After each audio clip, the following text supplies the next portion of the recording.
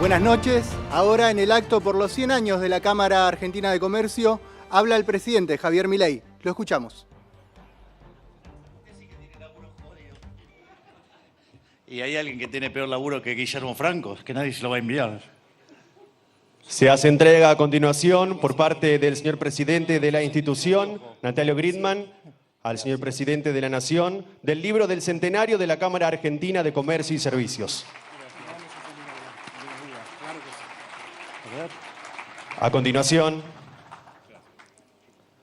escucharemos las palabras del señor presidente de la Nación, doctor Javier Milei.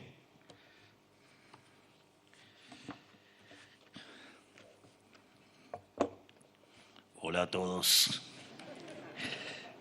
Bien.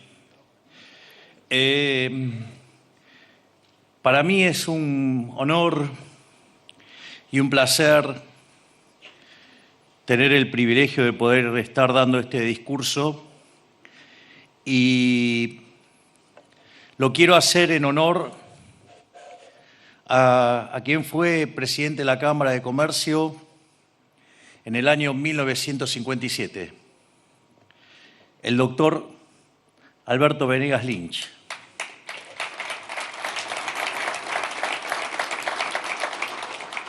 Padre de nuestro máximo prócer de las ideas de la libertad, es decir, Alberto Venegas Lynch, hijo, que además fue asesor económico de la Cámara de Comercio y que además es el papá y el primer Alberto, digamos, el abuelo, de nuestro queridísimo diputado, el brillante Berti Venegas Lynch. Así es que para mí esto es un honor y quiero dar este discurso en honor a los Venegas Lynch que tanto bien le han hecho a la Argentina. Además, quiero darle las gracias a las autoridades de la Cámara de Comercio por haberme invitado a conversar aquí hoy con ustedes. Hoy vengo con un mensaje muy particular que quiero transmitirles a ustedes y a todos los argentinos. Ese mensaje es que la recesión ha terminado y el país ha comenzado a crecer.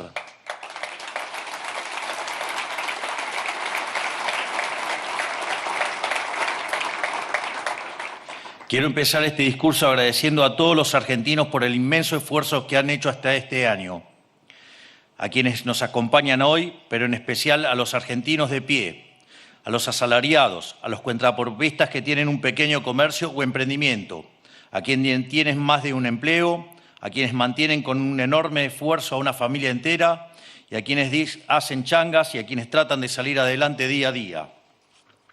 A todos estos argentinos que han sido olvidados por un sistema diseñado para beneficio puro y exclusivo de los políticos y sus amigos. Apenas entré en política, entablé con todos ustedes un código de honor. Les dije que siempre iba a elegir decirles una verdad incómoda antes que una mentira confortable. Vaya problemas que me trajo también, ¿no? Por eso, cuando asumí el mando presidencial en diciembre, les advertí que para sacar al país de la miseria en la que nos hundió la casta política, íbamos a tener que atravesar primero un intervalo duro de esfuerzo y dolor. Quiero agradecerles a todos por haber aceptado con la frente en alta el desafío que nos tocó atravesar y por haber confiado en el rumbo que este gobierno les propuso. Hoy tengo el orgullo de decirles que ese intervalo de dolor terminó, la recesión terminó, estamos saliendo del desierto, el país finalmente ha empezado a crecer.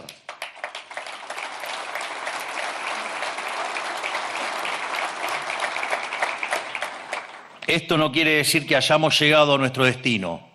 Tampoco quiere decir que le hayamos puesto fin al esfuerzo que tenemos que hacer para llegar al país que queremos ser, que es que sea verdaderamente una gran potencia mundial. Es demasiado lo que nos han quitado en las últimas décadas. Y no tengo dudas de que todos los argentinos con suficiente edad aún tienen el recuerdo de haber vivido épocas mejores.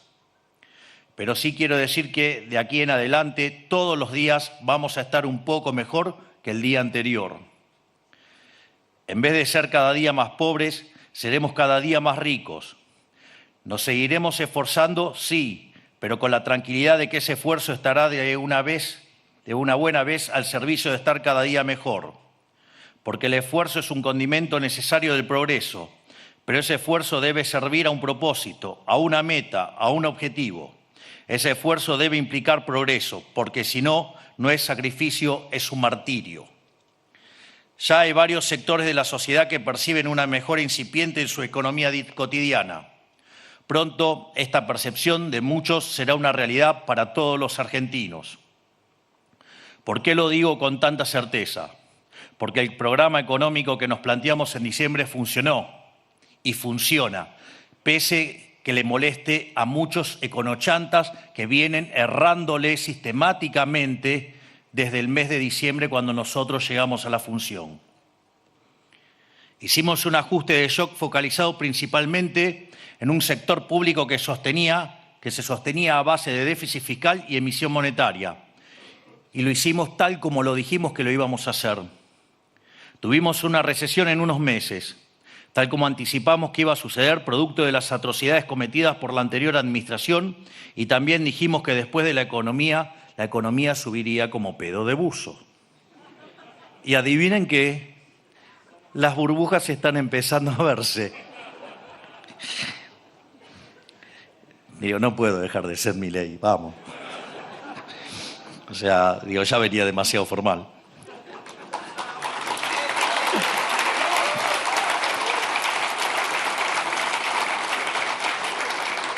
Ya bastante que hago caso que trato de leer todos los discursos. O sea, encima quieren que me ponga formal. Es demasiado. Digo, de hecho, con todos los milagros que estamos haciendo, digo, déjenme algunas licencias. No es casualidad que muchos indicadores ya están nuevamente en valores similares o superiores a los de diciembre. El estimador mensual de actividad económica encontró su piso en abril y ya en agosto, que es el último dato disponible, se encontraba prácticamente igual al de diciembre. Esto nos lleva a suponer que, dado el veloz avance de la economía en septiembre y octubre, que ya hemos superado dicho valor. Quiero también hacer acá una digresión numérica, porque yo no sé si en los medios de comunicación, producto de que le cortamos la pauta, digo, ustedes leen los editoriales el fin de semana, parece que estuviéramos en medio de una guerra. O sea, todo está mal, está todo mal. Entonces yo a veces no sé si lo hacen con mala intención o por ignorancia o porque verdaderamente están muy ardidos porque sacamos la pauta. A ver, para tener un orden de magnitudes, a veces dicen, no, qué número pobre, digamos, sí. Primero, cuando ustedes están saliendo de una recesión, ustedes tienen que mirar el desestacionalizado mes sobre mes para ver si la economía está saliendo. Obvio que si van a comparar el año sobre año les va a dar negativo porque están saliendo de una recesión. Digo, es bastante obvio. Pero una de las cosas que pasa es que como ya los desestacionalizados hace 6 meses que vienen, digamos, sistemáticamente creciendo, entonces algunas series lo que van a empezar a ver, y se está viendo, es que con respecto al año anterior ya los números están neutralizados. Entonces empiezan a hablar del acumulado del año, o sea, de todo para mostrarlo mal. Es más, recuerdo cuando salió el dato del EMAE, no este último, sino el anterior, que había sido 1,7. Sí, se recupera, pero es muy amarreta, es muy lento, es muy poco. Yo les hago una pregunta. Si yo les dijera que la economía va a crecer al 5%, me dirían seguramente dónde firmo, ¿no? Está claro eso, ¿no? Bien. Bueno, 5% de crecimiento anual implica que el desestacionalizado en el mes estaría creciendo 0,4. Por lo tanto, si ustedes pensaran el anualizado de 1,7, que les parecía poco, eso si ustedes lo anualizaran da como 23. Es decir, ¿eso les parece poco? O sea, ¿no se dan cuenta que es un disparate? O también recuerdo que un día fui a un programa a la mañana, entonces expliqué que los salarios reales estaban subiendo y que lo estaban haciendo de manera fuerte. Y el periodista del siguiente programa dijo, no, lo que está diciendo de los salarios no es así. Entonces los salarios vienen creciendo al 3,5 mensual, real. Si eso ustedes lo anualizaran, dan 51% real. Se dan cuenta que son números no grandes, son enormes. Es más, si ustedes replicaran ese ejercicio durante 4 años y medio, alcanzaríamos a Estados Unidos. Se dan cuenta que los números no son grandes, son enormes. Entonces yo no sé si verdaderamente es un problema de ignorancia, es decir, o es un problema de muy mala intención porque les cortamos la pauta, definitivamente. No lo sé, pero digamos, por lo menos tengamos cuenta, digamos, de qué significan los números, ¿no? Porque, digamos, para que la discusión sea una discusión razonable. Pero tampoco uno les puede pedir mucho, ¿no? Porque cuando yo hablo, digamos, que 54% de inflación en el mes de diciembre, mayorista, implica 17.000, dicen, ¿cómo puede ser si 54 por 12 no da eso? O sea, no saben la diferencia entre una función geométrica y una función aditiva. Entonces no, a veces es como que me cuesta diferenciar a qué se debe el problema. Es decir, porque no quiero ofender a los monos, pero pero si un nerd tan hace eso, le daría pena, ¿no? Entonces como que no sé cómo seguir. Pero bueno, nada. Voy a seguir en el discurso porque si no vamos a seguir generando problemas. En definitiva, lo que quiero decir es que los datos indican que hoy ya estamos mejor que cuando asumimos. O sea, eso es un dato, estamos mejor cuando asumimos. Sugiero fuertemente ver un gráfico que publicó, creo que la semana pasada, Ramiro Castiñeira, donde muestra el EMAE desestacionalizado mes a mes y la inflación. Porque nosotros empezamos a bajar la inflación, entonces del 54% la bajamos al 2%, la mayorista. Entonces, ¿qué nos dijeron? Nos van a hundir en la hiperrecesión. Increíble, porque ya en agosto estamos en el nivel de diciembre. Es decir, no hundimos al país en una recesión. O sea, estamos bajando la inflación y no, casi le diría sin costo, a la luz de haber hecho el ajuste macroeconómico más grande en la historia de la humanidad, porque ajustamos 15 puntos del PBI. Entonces, digo, mientras que acá todavía siguen criticando lo que estamos haciendo, ya universidades prestigiosas del mundo se están dedicando a explicar el caso argentino y hablan del milagro argentino. Pero bueno, digamos, espero que la historia nos haga justicia y no, digamos, las basuras que escriben hoy. Para poner algunos indicadores. Las exportaciones entre enero y septiembre crecieron un 23,8% con respecto al periodo del 23, lo cual impulsó nuestro superávit comercial, que ya se consolidó como el más alto de las últimas décadas. No es casualidad que el Banco Central haya tenido el octubre más comprador de los últimos 20 años, que la liquidación del campo haya tenido el mejor octubre de los últimos 22 años y que la producción de petróleo se encuentre en los niveles más altos desde el año 2004. Y si vamos al mercado interno, las ventas minoristas vienen siguiéndole el paso. Según el último informe del CAME, el índice de ventas minoristas de octubre se posicionó un 7,4% por encima del valor de septiembre y un 2,9% por encima del valor de octubre del año pasado, marcando su primer aumento interanual en 2 años. Por mencionar un ejemplo más, también están volando los patentamientos de autos, la actividad inmobiliaria, la capacidad industrial de la siderurgia, el campo y sus derivados y la producción minera. Esta realidad se refleja claramente en el sector privado, dado que los salarios reales del sector privado registrados ya se encuentran en valores de noviembre y hay un boom inusitado del crédito privado que viene acelerando desde abril. Imagínense que ya hubo alrededor de 250.000 consultas por créditos hipotecarios. Para que se tome dimensión de la velocidad a la que estamos volando el crédito, hoy está creciendo más rápido que durante el auge de los créditos UVA de la gestión de Macri, que fue la última vez que hubo crédito en Argentina. Quienes también lo están empezando a notar son los sectores más postergados de la economía. Ellos fueron brutalmente castigados por el kirchnerismo, que con una inflación inhumana le robó más del 50% del salario a los trabajadores informales durante su última aventura trágica en el poder. Nosotros dijimos que no íbamos a dejar a la deriva a las víctimas del masazo y por eso aumentamos en términos reales la asignación universal por hijo y el plan alimentar mientras cruzamos el desierto que era este primer año. De hecho, hoy la suma de la tarjeta alimentar y la asignación universal por hijo cubre la canasta básica de manera completa, mientras que el gobierno anterior, que tanto se preocupaba por los pobres, cubría la mitad.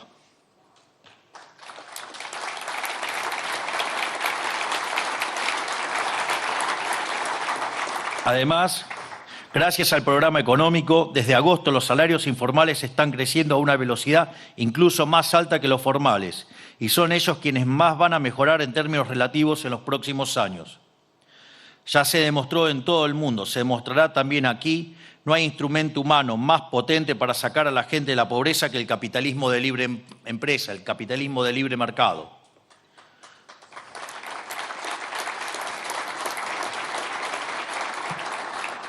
¿Por qué menciono esto?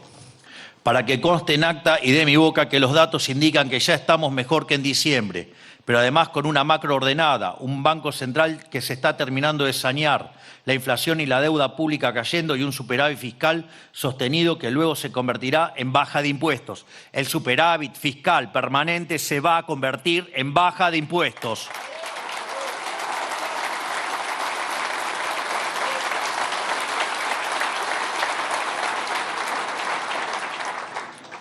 Es decir, no solo hicimos los deberes, sino que resolvimos los problemas más difíciles en menos de un año. Yo recuerdo que cuando hicimos campaña, mi campaña fue bien clara, tenía 3 ejes, tenía un eje en lo económico, un eje en lo que tiene que ver la seguridad y un eje en lo que tiene que ver con nuestra política exterior. En lo referente a la política económica eran 2 símbolos. Un símbolo era el de la motosierra. Y al final terminamos haciendo el ajuste fiscal más grande de la historia de la humanidad. 15 puntos del PBI, 5 en el Tesoro, 10 en el Banco Central. Pero cuando nosotros decíamos que íbamos a ir a déficit cero, decían que era imposible, que no se podía ajustar mucho más que 1 punto por año, que no se podía hacer.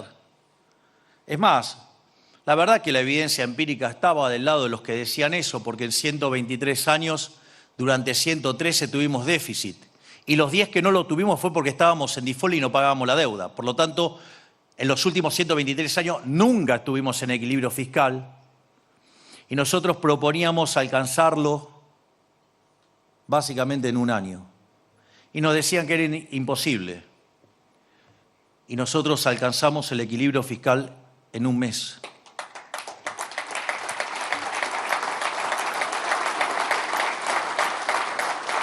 Entonces, los eternamente críticos, los pifiadores seriales, los econochanta, empezaron a criticar, empezaron con la calidad del ajuste.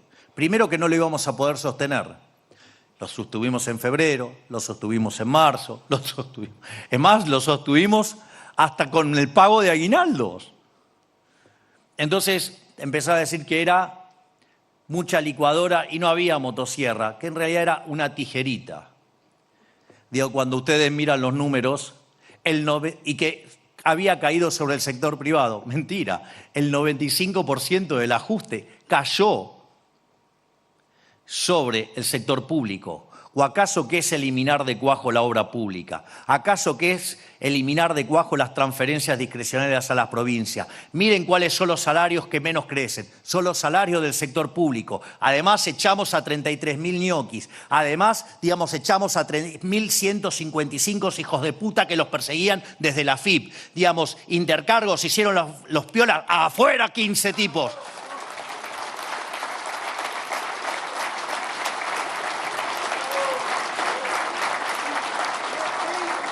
No solo eso, damos de baja los contratos que se van venciendo que no tienen verdaderas funciones.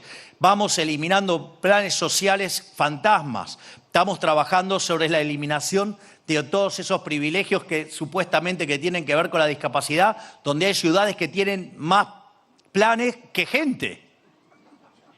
Ustedes se ríen, pero es cierto. Cuando ustedes ven la proporción de personas con discapacidad, es como que hubiéramos tenido 2 guerras mundiales. Es más, decían además que era imposible terminar con los gerentes de la pobreza.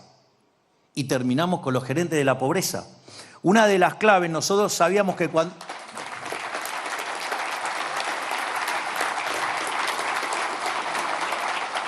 Una de las claves era contener la cuestión social.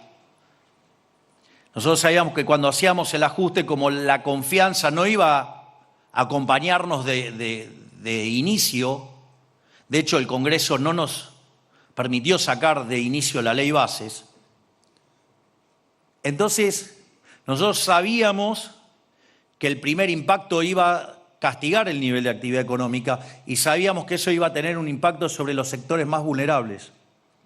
Yo recuerdo que en ese momento, con gran criterio, la ministra Petovelo dijo: la clave está en quitar la contraprestación del plan.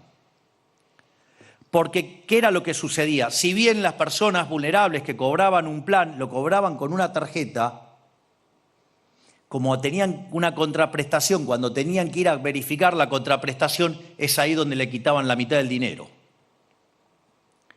Entonces, ¿qué fue lo que hicimos? Quitamos la contraprestación. Me acuerdo que dijeron todo tipo de cosas sobre la ministra Petovelo, que éramos más populistas que los kirchneristas, lo cual, digamos, era una ofensa complicada.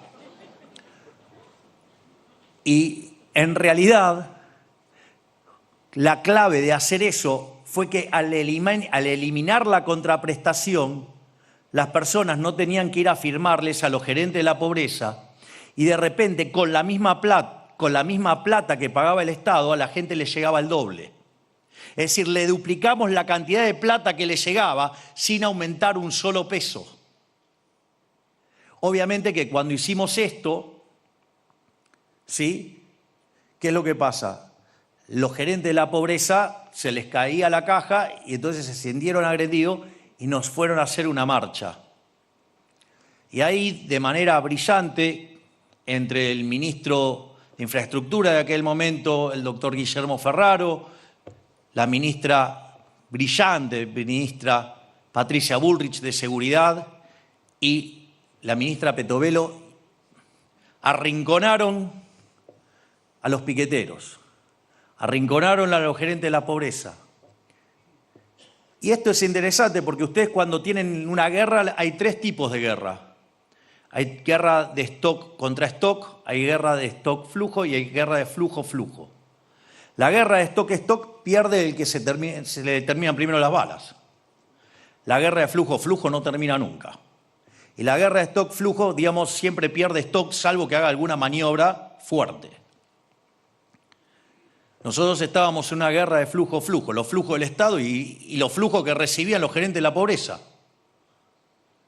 Cuando le cortamos, se volvió una guerra de stock-flujo. Teníamos todo para ganar y ¿qué es lo que hicieron ellos? Fueron con todo. Amenazaron con que iban a ser 50.000 personas porque esperaban 100.000 y no pudieron juntar 3.000. Había más denuncias, que de hecho llegaron a 18.000 por extorsión, que la gente que fue. Y lo que era imposible y que nadie podía parar porque le tenían miedo que hubiera un muerto, entre otros, nosotros terminamos con los piquetes desde el primer momento que se nos plantaron y a partir de ahora, hoy no hay más piquetes en Argentina.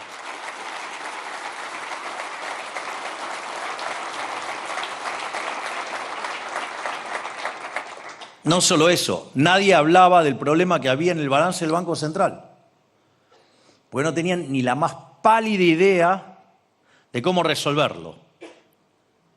Es más, hay muchos que hablan, que se candidateaban de ministro, que tienen todas las soluciones, hace 11 meses que le vienen pifiando.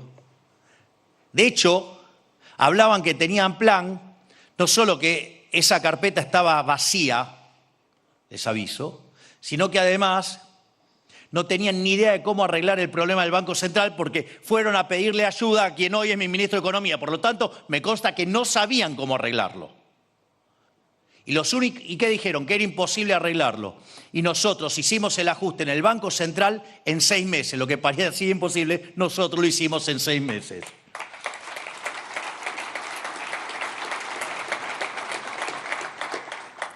En definitiva, la verdad es que estamos haciendo los deberes y estamos resolviendo problemas en un año que parecían absolutamente imposibles.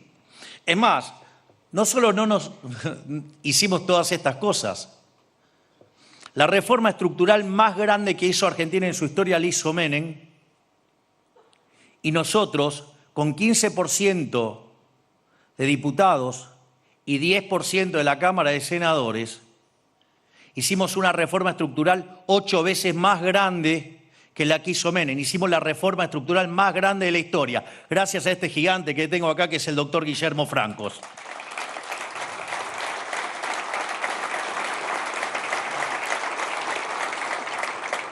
Igual les aviso, tenemos 3.200 más pendientes, con lo cual vamos a hacer de Argentina el país más libre del mundo. Ni que hablar lo que hace Federico todos los días, ¿no? Es un placer leer el Twitter de Federico. Todos los días una desregulación nueva.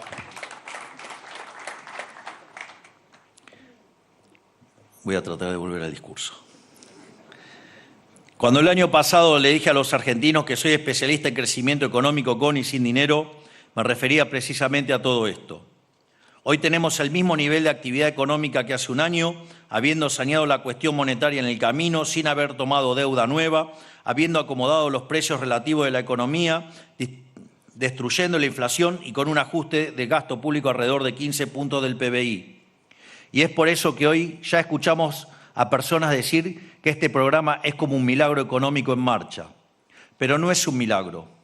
Fue sentarse a hacer los deberes como corresponde, sin dejarse correr por ningún grupo focal o encuesta, sin ninguna especulación ni miedo al que dirán, sin priorizar nuestras necesidades políticas ni electorales, sin miedo a los ataques de quienes han vivido durante décadas de este modelo empobrecedor, solo con la convicción de hacer lo que hay que hacer, pero de verdad.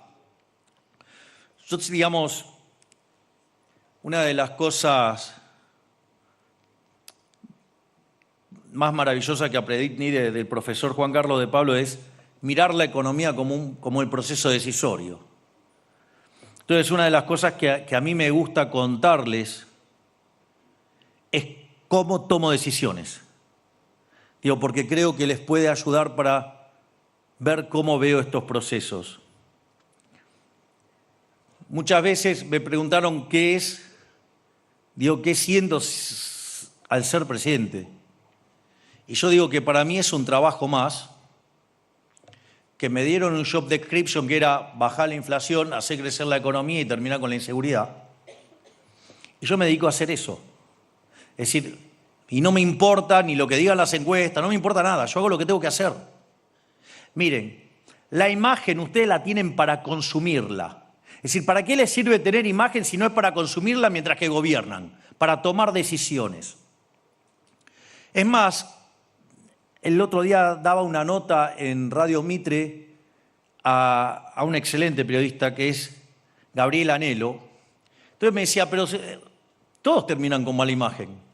Entonces, miren qué interesante, todos los políticos mirando las encuestas, haciendo cálculo político, digamos, dejándose llevar por la lógica precaria, rudimentaria y analógica del círculo rojo, todos, digamos, o sea, terminaron con una imagen horrible y además nos arruinaron a los 46 millones de argentinos. Entonces, digamos, si inexorablemente uno va a terminar con mala imagen, bueno, si voy a terminar con mala imagen, prefiero terminar mala imagen haciendo las cosas que corresponden.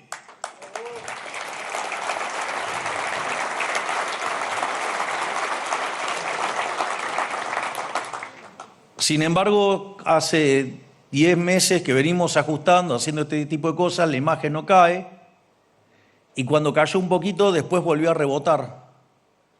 Y hoy ya estamos de vuelta con la imagen antes, digamos, a que llegáramos al poder. Es decir, se dan cuenta que funciona. Y le voy a hacer un ejemplo para que vean lo que está dentro del proceso de decisión. Yo recuerdo que a pocos días de haber ganado la elección, el expresidente me invita a la Quinta de Olivos a desayunar para discutir el muerto que me dejaba.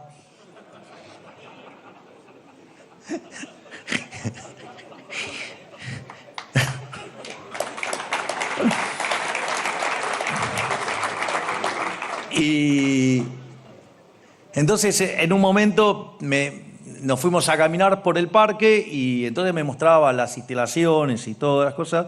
Y en un momento Alberto me dice que se sentía como un rematador mostrándole la nueva casa al dueño de la casa. Y le dije, no, Alberto, eso no es así. Yo no soy el nuevo dueño, yo soy el nuevo inquilino, por 4 años y con opción a 8.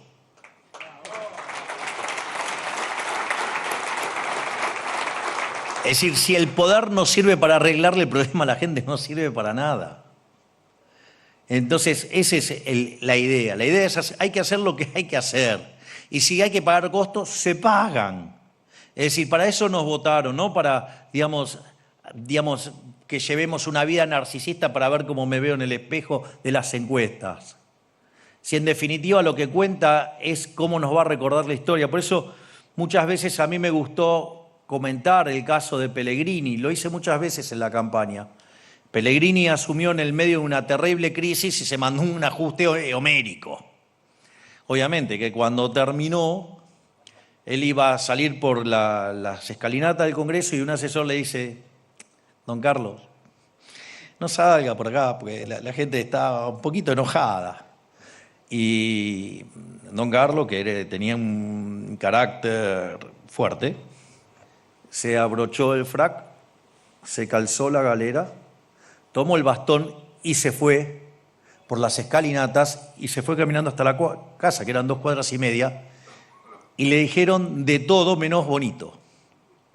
Pero la historia lo recuerda como el piloto de tormentas. Eso es hacer lo que hay que hacer. Es decir, hay que hacer lo que está bien, porque que después el juicio lo haga la historia.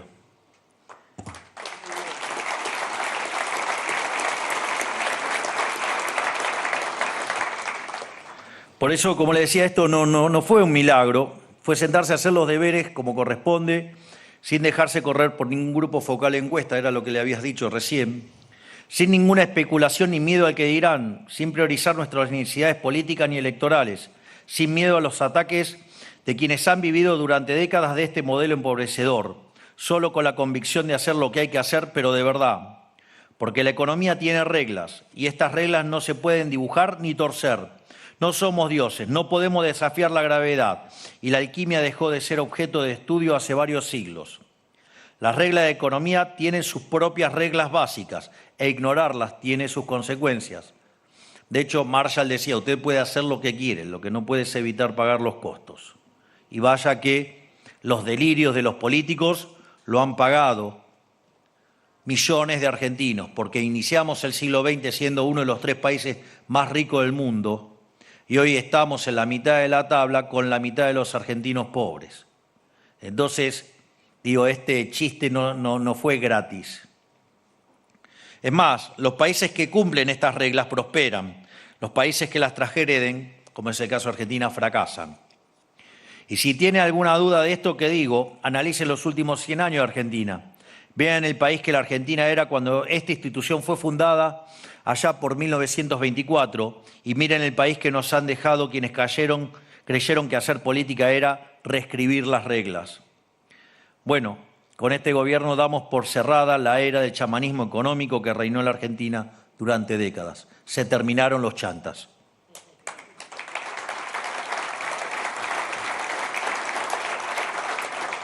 Es más, le diría que le pusimos un candado al equilibrio fiscal y nos tragamos la llave. Ustedes se ríen, pero algo parecido hicimos cuando yo era diputado y sorteaba la dieta. Nosotros armamos para poder hacer el sorteo de la dieta, armamos una base de datos donde la gente se inscribía y para poder abrir esa base se necesitaban 3 llaves. Una la tenía el programador, otra la tenía mi hermana y la otra la tenía yo. Y con mi hermana, ¿saben qué hicimos? Rompimos mi llave. No se puede tocar esa base. Es una base de casi 3 millones de personas. Imagínense si lo hubiera vendido, eran 3 palitos verdes. Sin embargo, yo rompí la llave. En definitiva, no, es que la verdad es lo que pasó. Por lo tanto, ahora comienza una etapa de crecimiento para la Argentina. Y esta vez, a diferencia de todos los gobiernos de los últimos 100 años, estamos sentando las bases para que el crecimiento sea duradero. Y en definitiva, ¿qué se necesita para que un crecimiento sea duradero?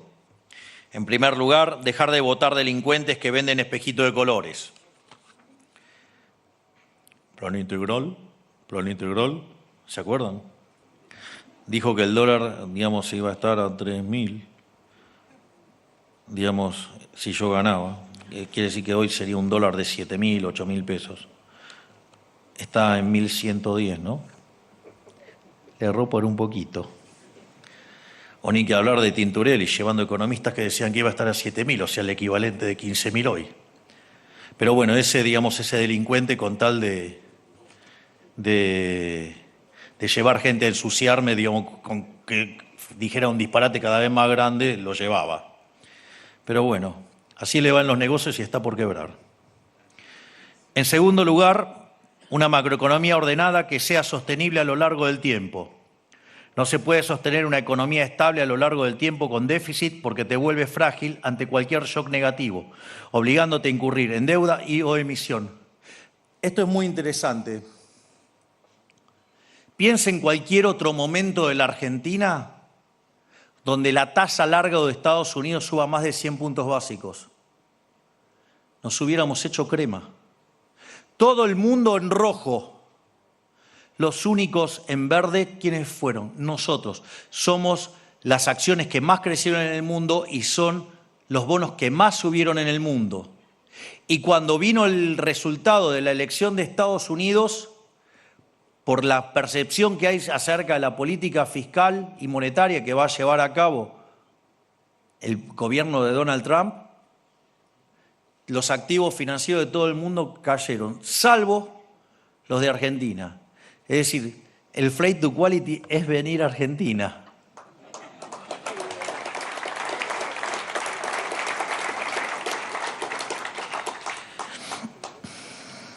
Menos aún se puede tener déficit con el historial crediticio de Argentina, lo que se traduce como emisión garantizada.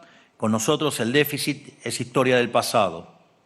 En tercer lugar, se necesita un Estado lo más chico posible que cumpla de manera eficaz nada más que sus funciones básicas. Por eso mismo ya hicimos una reforma estructural 8 veces más grande que la de Menem y aún nos quedan 3.200 reformas en cartera.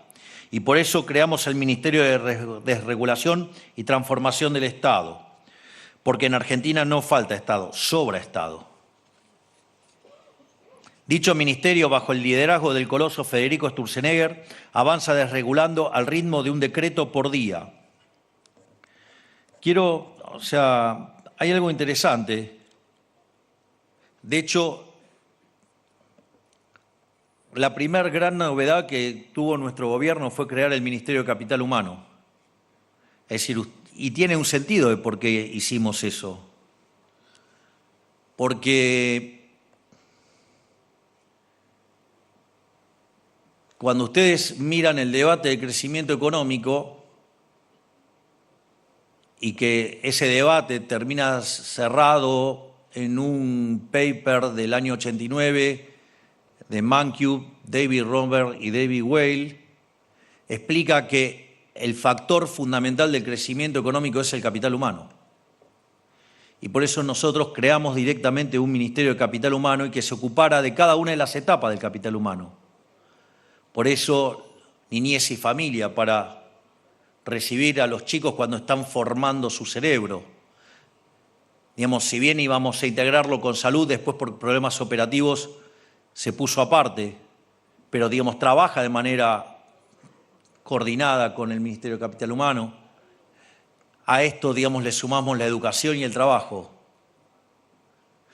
Porque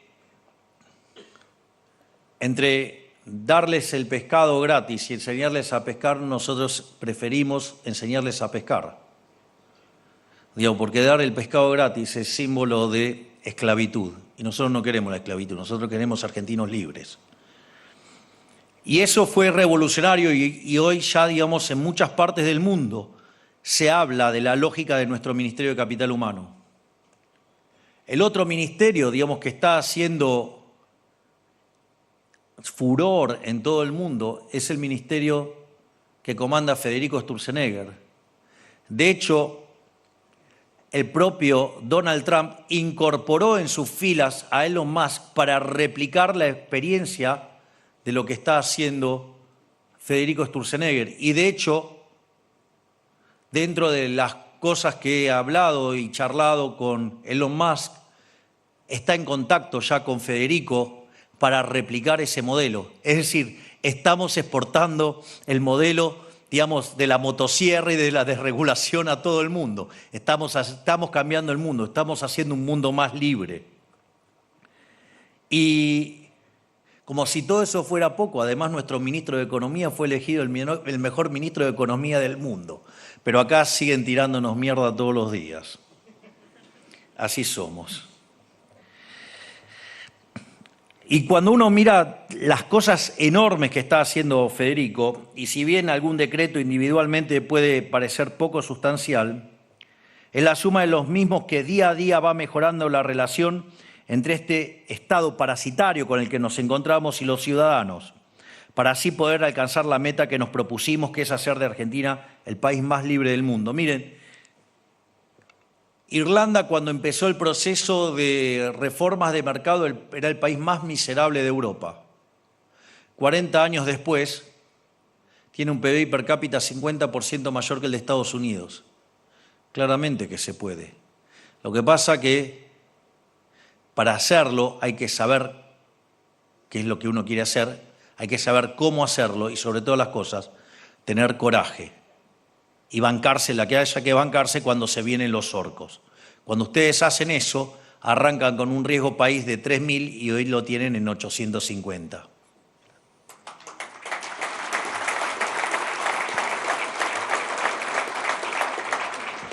En cuarto lugar, se necesita orden y seguridad jurídica, amparados en la aplicación a rajatabla de los 3 principios del liberalismo: la defensa de la vida, la libertad y la propiedad privada. Por suerte para los argentinos, tanto en la guerra de la macro, como en las millones de escaramuzas de la micro, como en el ejercicio del orden, cuento con 3 titanes, tanto en lo profesional como en lo personal, que son Luis Toto Caputo, el mejor ministro de Economía del mundo, el coloso Federico Sturzenegger y la maravillosa ministra de Seguridad, Patricia Bullrich.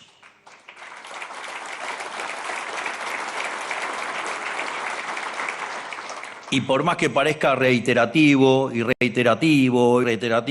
realidad es que nunca me voy a cansar de agradecerles a ellos y a sus equipos, como a todos mis ministros, porque la verdad, trabajar con el conjunto de enormes personas y grandes talentosos que tengo en el gabinete, la verdad que es un lujo.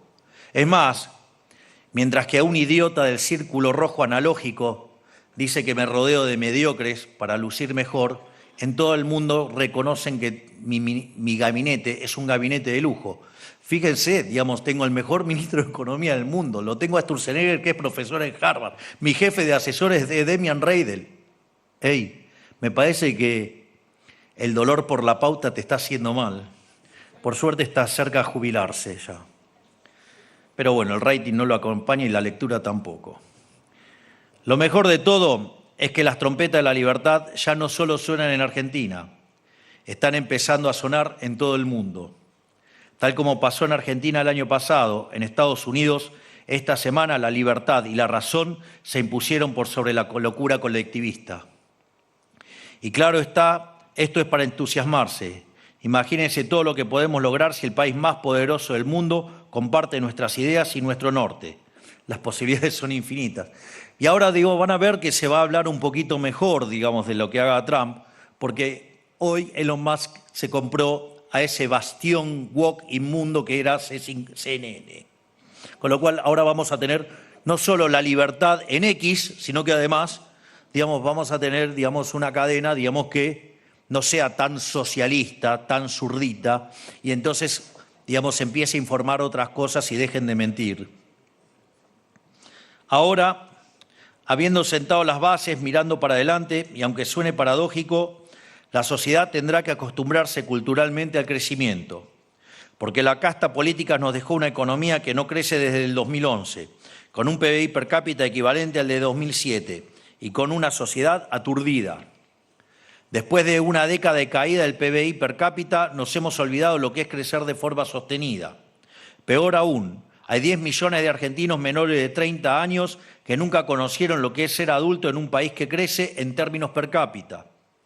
Nos acostumbramos a tiempos de miseria y ahora tenemos que acostumbrarnos nuevamente a tiempos de progreso. Déjenme dibujarles una imagen mental de cómo es vivir en un país en crecimiento con la macroordenada. Un país en crecimiento es que un aumento salarial signifique mejorar tu capacidad de compra, no tratar de igualar la inflación. Es poder tomar un crédito hipotecario y ser dueño, en vez de pagar un alquiler toda la vida. Es saber que si te dedicás y laburás, mañana vas a vivir mejor que hoy. Algo que es obvio en el resto del mundo, pero para los argentinos se había vuelto una quimera. Es que cuanto más trabajes, mejor te va a ir, pero que te pueda alcanzar con un trabajo de tiempo completo para vivir, sin la necesidad de tener 2, 3 o 4 trabajos, ni la asistencia del Estado. Porque si para llegar a fin de mes necesitabas del Estado, no estabas bien, estabas mal, porque eso no era sostenible.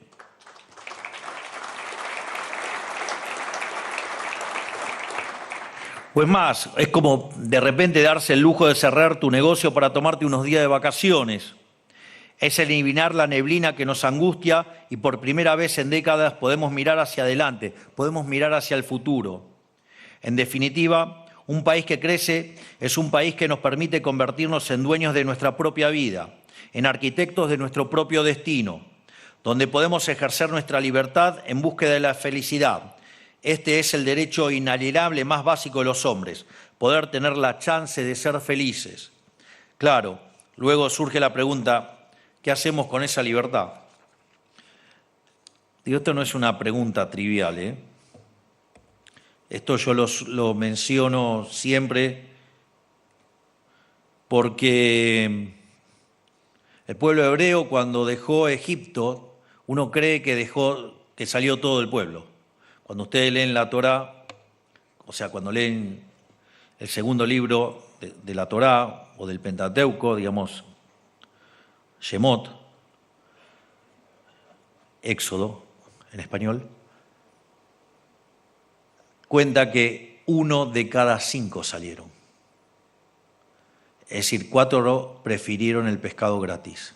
Por lo tanto, no es fácil luchar por las ideas de la libertad. Hay que tener agallas y hay que hacerlo todos los días y hay que estar todos los días dando no solo la batalla en la política, en la economía, sino que todos los días hay que dar la batalla cultural. Porque ser libre es poder hacer lo que uno quiera sin violentar el principio de no agresión, no interferir en el derecho a la vida, la libertad y la propiedad de los demás, y poder disfrutar los beneficios de esa libertad, pero también es hacerse cargo de los costos. Es decir, no hay libertad escindida de la responsabilidad. Y eso requiere de una actitud adulta. Y durante los últimos 100 años, la casta política lo que hizo fue infantilizarnos. De esa manera nos convirtieron en esclavos del Estado y lo que nosotros necesitamos es liberarnos y nosotros lo que estamos haciendo en este gobierno es todos los días romper una nueva cadena.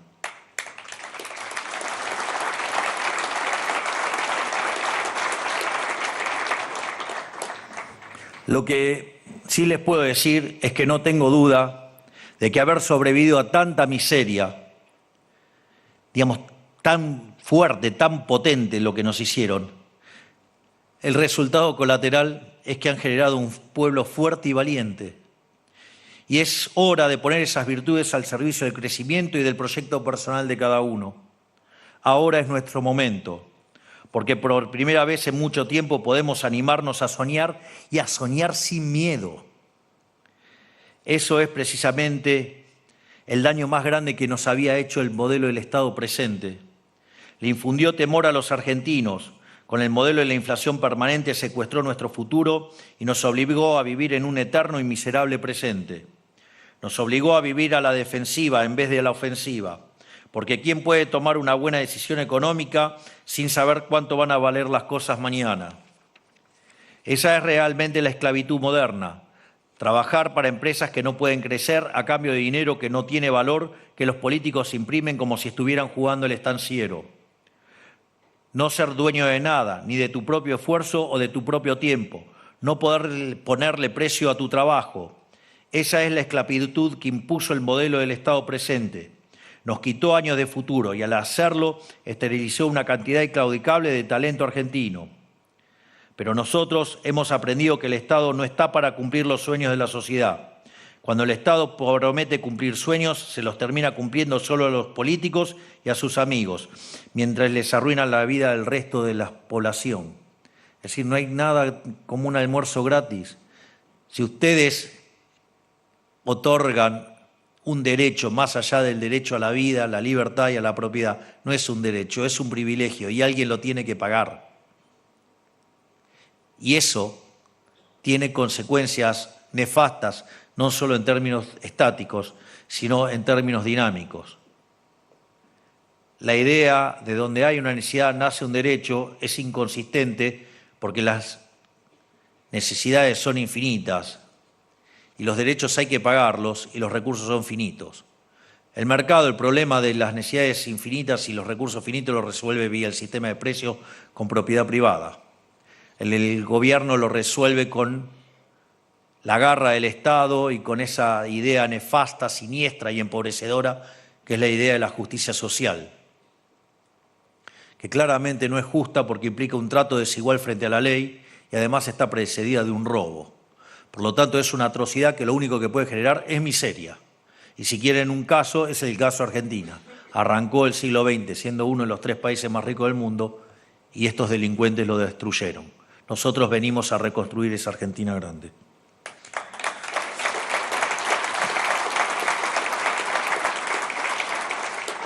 Desde nuestra perspectiva, el Estado está para proteger el derecho de cada uno a perseguir sus propios sueños en paz y la única forma de hacerlo sin arruinarle la vida a un tercero es velar por la vida, la libertad y la propiedad.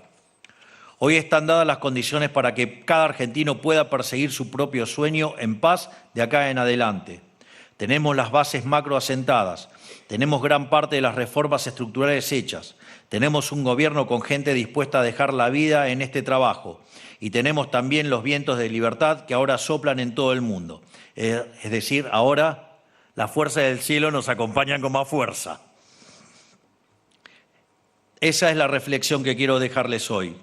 Ha costado, ha sido duro, pero finalmente hemos salido. La Argentina está creciendo y apuntamos a más y esperemos sentar las bases del sendero que convierta a la Argentina en la máxima potencia mundial de acá a 40 años. Que Dios bendiga a los argentinos, que la fuerza del cielo nos acompañe y ¡viva la libertad, carajo! Muchas gracias a todos. De esta manera despedimos al señor presidente de la Nación y le pedimos a todos los presentes que mantengan sus lugares para continuar con las actividades programadas por el centenario de la Cámara Argentina de Comercio y Servicios. Nos reencontramos a las 23:30 con más información en el noticiero de la televisión pública. Los esperamos.